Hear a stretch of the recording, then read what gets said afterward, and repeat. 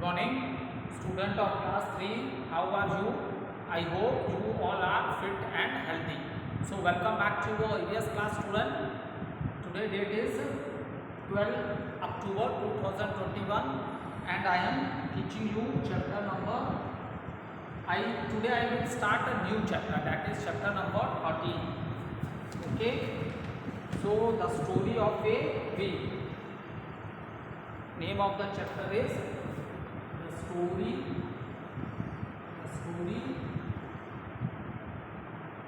of a wheel. So this is the new chapter.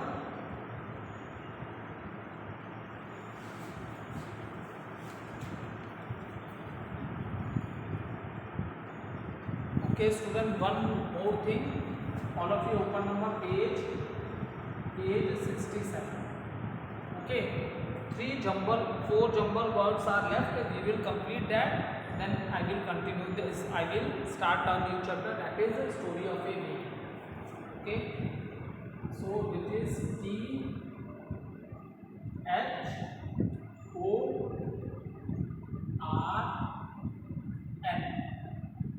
So it is north. NOREH. This is north. Is it clear? Then next is the SHKCET.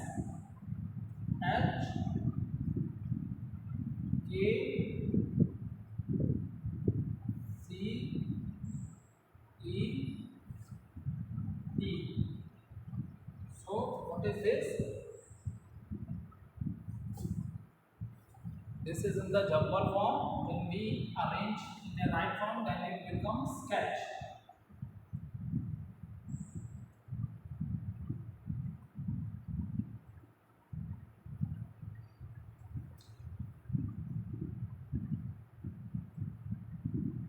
Then capital IONCETDERE.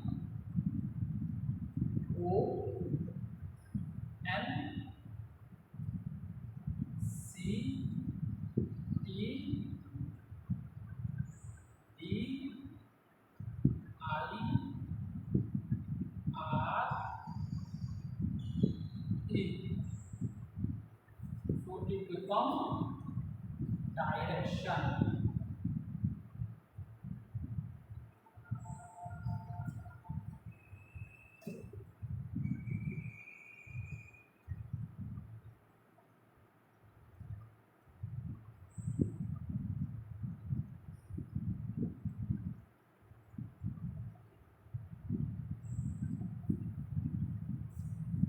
This direction. DONT.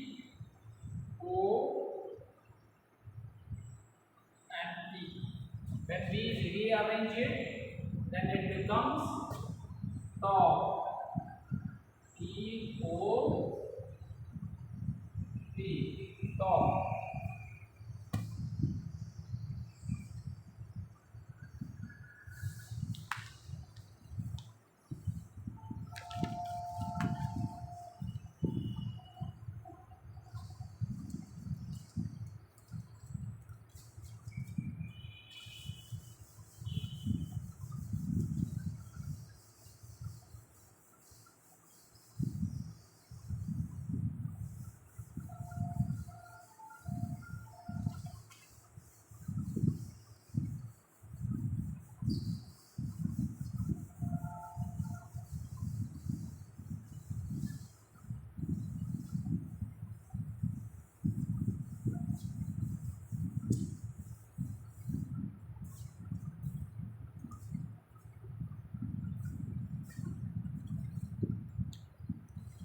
So the new chapter is the story of a wheel. So what are the learning objective of this chapter, student? The learning objective of this chapter is that how the wheel is invented. Okay? So learning objective of this chapter is that after studying this chapter you will understand that how the wheel is invented, and another thing is that what are the uses of the wheel. So these are the learning objective of this chapter. Okay.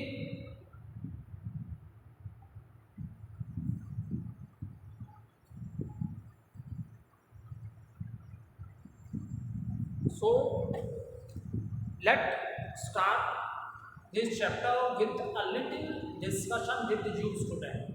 ठीक है, इस chapter को मैं आप ही से discuss करता हूँ, कुछ चीज़ें आपसे पूछता हूँ.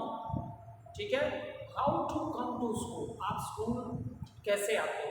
तो कुछ बच्चे तो आंसर देंगे कि sir while walking I come to school. कुछ बोलेंगे हम व्हीकल से आते हैं, my father daily come to drop me in the school, or I come with a van. Some student will say that I come in a bus. Okay, so in this manner all the student will tell the different mode of transport, or you can say they tell the name of different types of vehicles by which they are coming to the school. ठीक है, इस तरह बहुत से बच्चे बहुत से answer देंगे, डिफरेंट व्हीकल्स के नाम बताएंगे जिससे वो कहाँ आते स्कूल आते हैं. बट अगर स्टूडेंट मैं आपसे पूछूं कि what is the common thing in that, ठीक है, क्या उनमें कॉमन थिंग है. सो द कॉमन थिंग, आपने कभी सोचा है ये कि क्या कॉमन थिंग है सब, चाहे आप स्कूटर से आ रहे हो या आप स्कूटी से आ रहे हो या बस से आ रहे हो, कार से आ रहे हो, वैन से आ रहे हो. सो क्या कॉमन चीज है. Yes, very good. Your answer is right. Okay, sit down.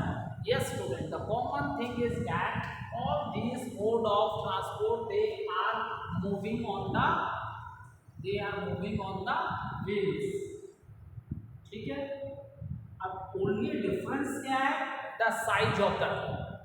Common चीज क्या है, ये जितने भी मीन ऑफ ट्रांसपोर्ट्स हैं, जितने भी व्हीकल्स हैं, how they are moving on the road, they are moving on the road on the wheels. Okay, ये कॉमन चीज है. हाँ, डिफरेंस ये हो सकता है, डिफरेंस किसमें हो सकता है, size of the wheels. Difference में ये हो सकता है साइज ऑफ द व्हील्स. कुछ व्हीकल्स की व्हील बहुत बिग होती है, कुछ व्हीकल्स की व्हील क्या होती है, स्मॉल होती है. तो ये डिफरेंस हो सकता है. Is it clear.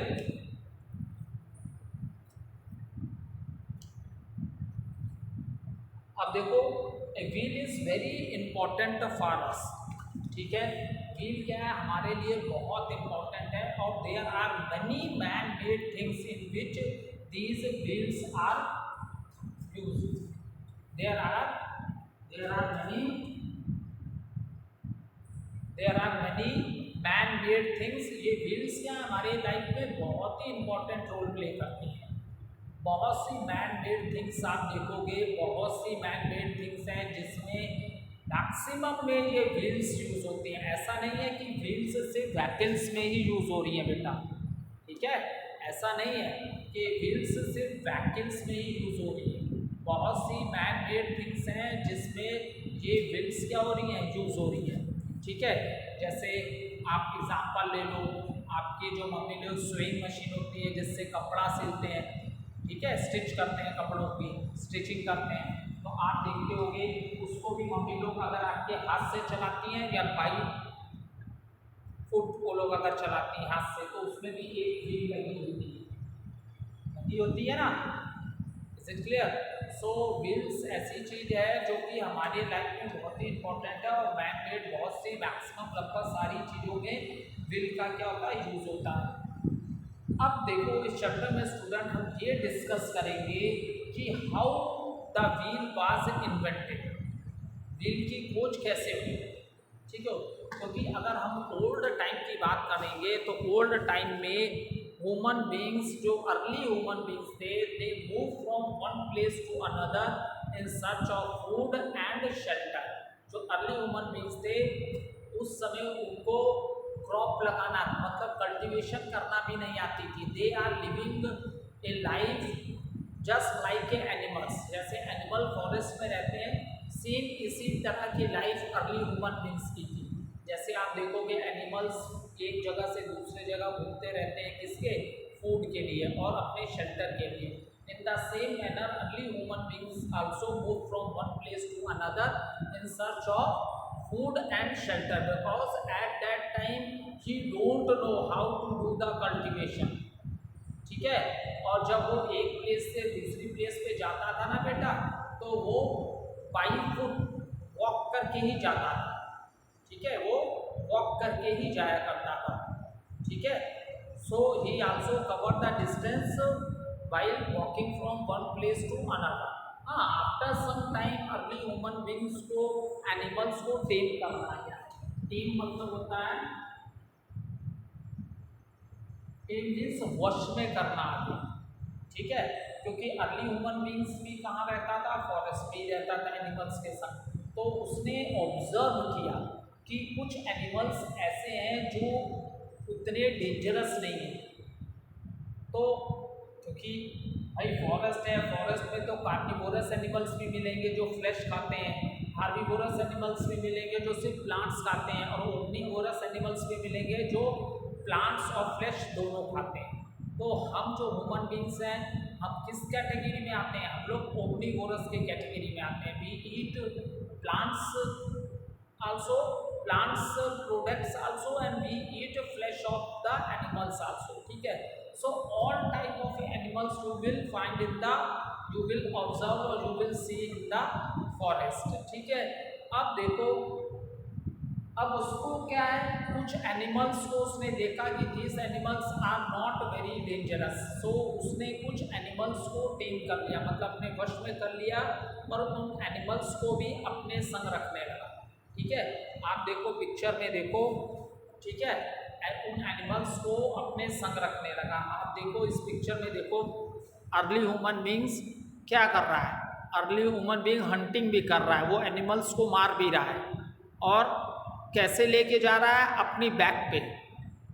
ठीक है, अर्ली ह्यूमन बींग्स क्या है, प्लांट्स भी खाते थे, फ्रूट्स खाते थे पेड़ों से, और एनिमल्स को किल करके उसकी फ्लैश भी खाया करते थे अर्ली ह्यूमन बींग्स। तो इसके लिए वो क्या करते थे? हंटिंग करते थे। क्या करते थे? शिकार किया करते थे। ठीक है, और उस समय वो देखो अपने बैक पे, अपने बैक मतलब अपनी पीठ पे ही अपने, देखो इसने डियर को मारा है और अपनी बैक पे रख के जा रहा है। ठीक है, तो अर्ली ह्यूमन बींग्स ऐसी लाइफ पहले थी उनकी, कहाँ? फॉरेस्ट में। और बाद में जब उन्हें एनिमल्स को टेम करना आ गया, तो उन्होंने फिर एनिमल को भी यूज करना स्टार्ट कर दिया to carry the heavy loads. इस थर्ड पिक्चर में देखो, यहाँ अर्ली ह्यूमन बींग्स को एनिमल को टेम करना नहीं आया था। यहाँ एनिमल्स अर्ली ह्यूमन बींग के संग नहीं रहते थे, तो उसने देखो डियर को किल किया और उसके बाद अपनी बैक पे लेके जा रहा है। लेकिन ये थर्ड पिक्चर देखो, यहाँ this is a picture of a donkey, और उसने बहुत ज़्यादा अब लोड कैरी किसके बैक पे कर दिया है? एनिमल के। तो फिर जब अर्ली ह्यूमन बींग्स को एनिमल्स को टेम करना आ गया, तो वो उनको अपने संग रखता था, क्योंकि एनिमल से उन्हें बहुत फ़ायदा भी था, एनिमल से उसे मिल्क भी मिलता था। ठीक है, और they use this animal to carry heavy load from one place to another. अब उसने एनिमल्स का यूज करना भी स्टार्ट कर दिया हैवी लोड्स को कैरी करने के लिए। ठीक है, अब देखो, thousand of year ago early human walk from one place to place in search of food and shelter. They carried what they needed on their own bags. ये मैंने ऑलरेडी आपसे डिस्कस कर लिया। आज से हजारों साल पहले क्या है, अर्ली ह्यूमन बींग्स भी एनिमल्स की तरह वन प्लेस से अनदर प्लेस मूव करते रहते थे फूड एंड शेल्टर के लिए, and they carry all the things on their back. और जो भी चीज़ें होती थी वो कहाँ कैरी करके लेके जाते थे? अपने बैग पे। ठीक, उसके बाद नेक्स्ट स्टेप है, मैंने ऑलरेडी आपको बता दिया, when he learn to tame animal. Tame मतलब उसे एनिमल्स को वश में करना आ गया। तो अब उसने इन एनिमल्स को अपने संग रखना स्टार्ट कर लिया, और अब they also use this animal for carrying the heavy loads. जब उसे एनिमल्स को टेम करना आ गया, तो उसने किस किस एनिमल्स को अपने साथ रख लिया? हॉर्सेस, डंकी,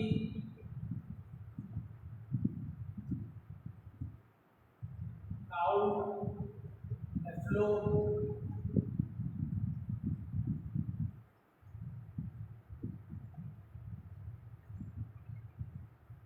सो अब उसे जब एनिमल्स को टेम करना आ गया तो उसने कई एनिमल्स को अपने संग, क्योंकि काऊ और बच्चों से उसे क्या मिल जाता था, मिल्क भी मिलता था, ठीक है।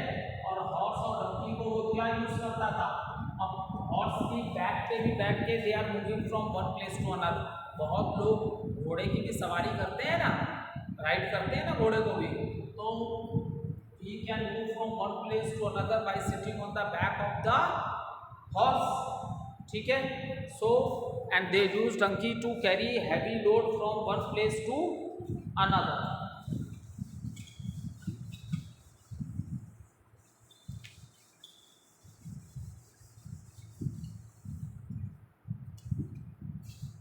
ठीक है, अब नेक्स्ट है, ठीक है, now he started to use them to carry heavy load. ये आपको ऑलरेडी मैंने बता दिया। Early man humans noted that, अब देखो अर्ली ह्यूमन बींग्स, उस समय जो ओल्ड टाइम की बात करें बेटा, आज से हजारों साल पहले अर्ली मैन के पास कोई बुक नहीं थी। जैसे आप लोग के पास बुक्स होती है, आप अपनी बुक्स को पढ़ते हो, आपके टीचर उसको एक्सप्लेन करते हैं तो आपको चीज़ें समझ में आती हैं। तो अर्ली ह्यूमन बींग्स को कोई बताने वाला तो था नहीं उस समय, क्योंकि वो लाइक है एनिमल फॉरेस्ट में ही रहता था, ठीक है। तो अर्ली ह्यूमन बींग्स को कोई ट्रेंड करने वाला नहीं था, उसके पास कोई बुक नहीं थी कि कोई उसे बताता कि कैसे होता है। तो इन दैट टाइम्स, आज से हजारों साल पहले जो भी इन्वेंशन किए अर्ली ह्यूमन बींग ने, वो उसने जो भी चीज़ें सीखी, दे लर्निंग बाय डूइंग, उन्होंने सारी चीज़ें कैसे लर्न की, लर्निंग बाय डूइंग। जैसे हम कुछ सीखते हैं नई चीज़, जब हम कोई काम करते हैं, ठीक है, तो उन्होंने सारी चीज़ें व्हाट दे आर डूइंग, जो भी वो इन्वेंशन करते गए, डिस्कवरीज होती गई, तो उन्होंने ये सारे कैसे किया, लर्निंग बाय डूइंग। वो कुछ ना कुछ करते थे और कुछ नया इन्वेंशन डिस्कवरी हो जाती थी।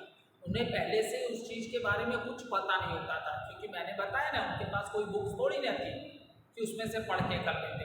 इसलिए they have done many inventions and discovery by which method, learning by doing. What does it mean, जो भी नई चीज़ें उन्होंने की, नई चीज़ें सीखी, उसके लिए वो कुछ ना कुछ करते थे और जाने अनजाने में वो नई चीज़ें या नए इन्वेंशन कर देते थे, ठीक है। अब जैसे व्हील को ही बात करेंगे तो व्हील का भी डिस्कस करेंगे अभी। तो अर्ली ह्यूमन बींग्स ने अपने सराउंडिंग्स में बहुत सी चीज़ों को ऑब्जर्व किया होगा। जैसे आप ही हो, ह्यूमन बींग्स हो, आपके पास आइज है, you are able to see this beautiful world with the help of your eyes.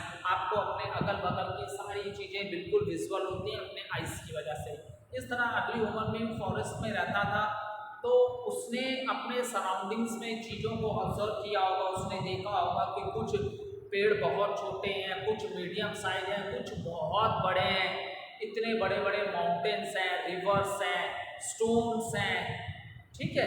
तो इस तरह उसने भी अपने सराउंडिंग में ऑब्जर्व किया होगा कि बहुत सी चीज़ें सराउंडिंग्स में, और ये जितनी भी थिंग्स हैं, कुछ थिंग्स कॉमन है और कुछ थिंग्स आपस में एक जैसी नहीं है, उनमें बहुत से डिफरेंसेस हैं। जैसे मान लो पेड़ों को ही उसने ऑब्जर्व किया होगा, तो उसने देखा हो कुछ पेड़ बहुत छोटे हैं, कुछ थोड़े बड़े मीडियम साइज के, और कुछ बहुत टॉल हैं, जो कि जिसको हम लोग क्या बोलते हैं, ट्रीज बोलते हैं। तो इसी तरह अर्ली ह्यूमन बीइंग ने ऑब्जर्व किया होगा कि उसके सराउंडिंग में डिफरेंट शेप्स की थिंग्स हैं। कुछ थिंग्स फ्लैट हैं, कुछ थिंग राउंड हैं, ठीक है, कुछ थिंग ट्रायंगुलर शेप की हैं, कुछ थिंग्स स्क्वायर शेप की हैं। तो उसने अपने सराउंडिंग्स में बहुत सी चीज़ें भी ऑब्जर्व की होंगी जिनकी शेप्स क्या है, डिफर, जिनकी शेप्स क्या है, डिफर, ठीक है। या तो देखो अर्ली ह्यूमन बीइंग फ्रूट्स भी खाता है, early human beings eat fruit also. By chance कोई फ्रूट पेड़ से गिरा हो तो, और फ्रूट मैक्सिमम फ्रूट कैसे होते हैं, राउंड शेप के होते हैं, और फ्रूट गिरा हो तो वो राउंड शेप होगी फ्रूट की, तो वो इजीली मूव कर सकता है प्लेन में। ठीक है, okay, we will continue this topic in the next video. Thank you.